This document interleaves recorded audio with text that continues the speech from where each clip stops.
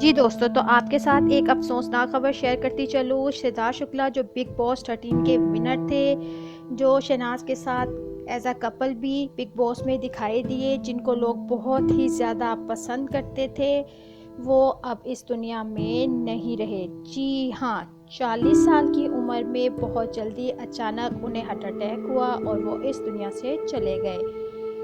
کل رات 9 بجے انہیں اپنے بیلکنی میں اپنی ماں کے ساتھ دیکھا گیا، جہاں انہوں نے بتایا کہ ان کی طبیعت کچھ ٹھیک نہیں اور انہوں نے کچھ میڈیسن لی اور وہ پھر آرام کرنے چلے گئے۔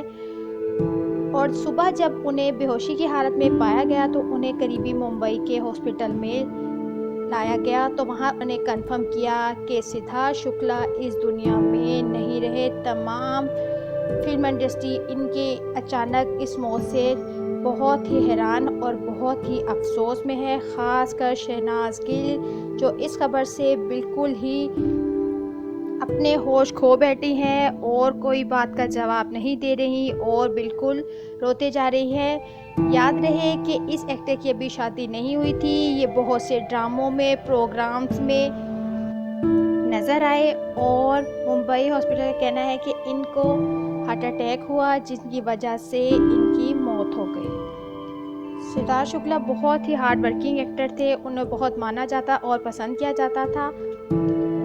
ان کی اچانک موت سے فلم اور ڈرامہ انڈسٹری سب ہی غم سے نڈھال ہیں۔